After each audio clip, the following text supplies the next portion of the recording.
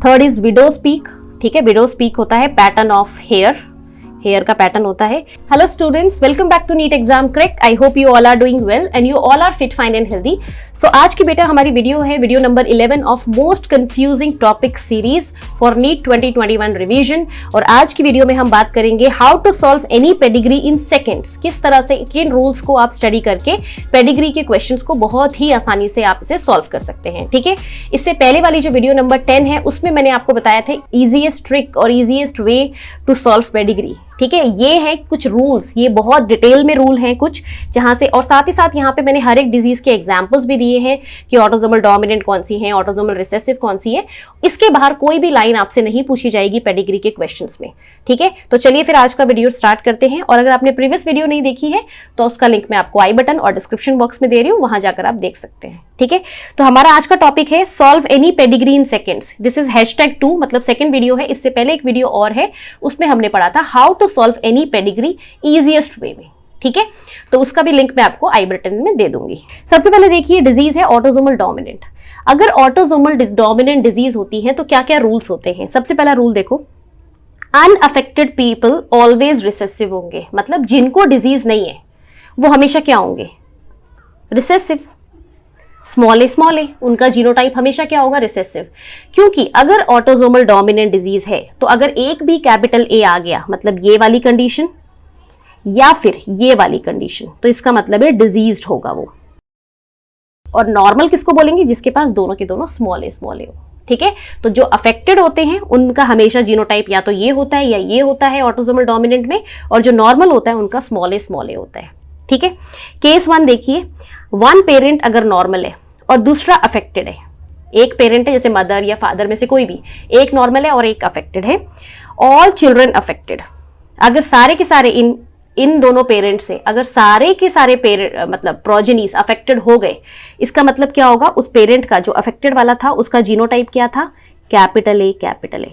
क्योंकि नॉर्मल को तो हम हमेशा स्मॉल ए लेते हैं, है ना। तो अगर नॉर्मल है तो उसका जीनोटाइप है स्मॉल ए, और अफेक्टेड है तो उसमें दो केसेस हो सकते हैं, या तो ये जीनोटाइप या ये जीनोटाइप।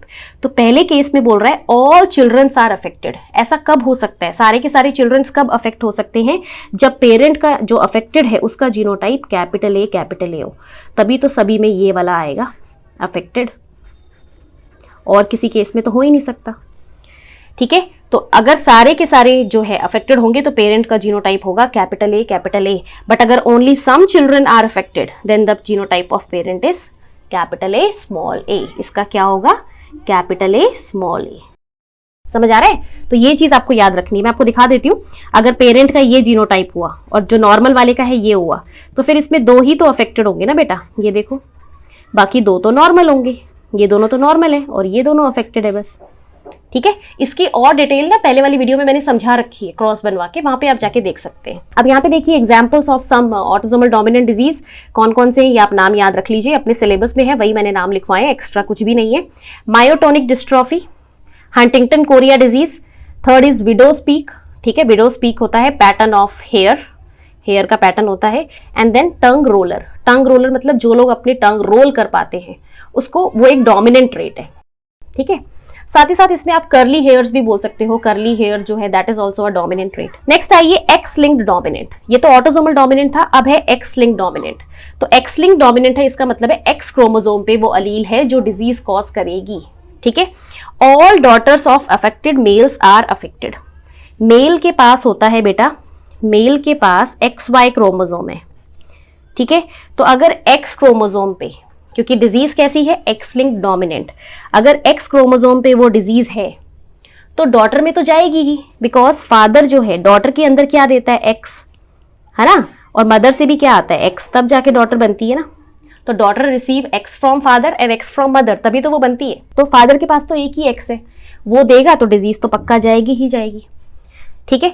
सेकंड देखो, never passed from father to son. Father से कभी भी सन में नहीं जाएगी ये डिजीज, क्योंकि ये डिजीज है एक्स लिंक्ड। वाई क्रोमोसोम से तो लेना देना ही नहीं है इस डिजीज का, जबकि फादर सन में क्या देता है, वाई क्रोमोसोम देता है, तो सन में तो कभी गई नहीं है डिजीज, ठीक है। मेल्स रेयरली अफेक्टेड, मेल्स तो अफेक्ट हो ही नहीं रहे, ठीक है, बहुत कम चांसेस है, क्योंकि एक्स क्रोमोसोम फीमेल्स में ज्यादा है। फीमेल के पास 2 एक्स क्रोमोसोम है और मेल के पास 1, तो किसकी प्रोबेबिलिटी ज्यादा हुई अफेक्ट होने की, जिसके पास 2 एक्स क्रोमोसोम है उसी की ना, दैट इज फीमेल।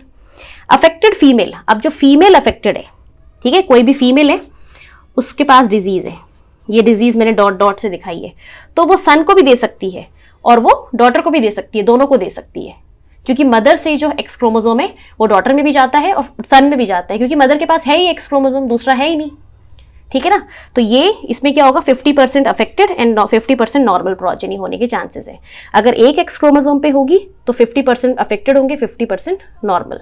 नेक्स्ट देखिए थर्ड, ऑटोसोमल रिसेसिव। तो ऑटोसोमल रिसेसिव की बात करते हैं। अभी तक हमने ऑटोसोमल डोमिनेंट और एक्स लिंक्ड डोमिनेंट देख लिया। अब ऑटोसोमल रिसेसिव में देखो, अनअफेक्टेड पेरेंट्स जिनको डिजीज नहीं है कैन हैव अफेक्टेड चिल्ड्रन, इसको बोलते हैं skip generation.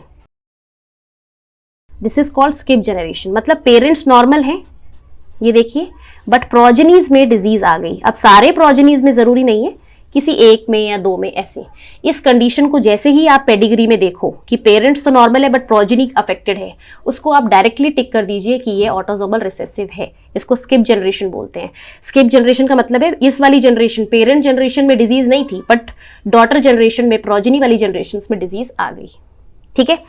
Unaffected peoples can be, अब जिनको डिजीज नहीं है ये वाले, अब डिजीज को सोचिए रिसेसिव है, इसका मतलब है ये डिजीज कब होगी, इसके लिए अलील होनी चाहिए, शुड बी दोनों की दोनों रिसेसिव, होमोजाइगस कंडीशन, तभी ये डिजीज हो सकती है, अदरवाइज डिजीज होगी ही नहीं, ठीक है। तो जो भी अफेक्टेड होंगे उनका जीनोटाइप क्या होगा, स्मॉल ए, और जो अनअफेक्टेड होंगे उनका जीनोटाइप है कैपिटल ए स्मॉल ए या कैपिटल ए।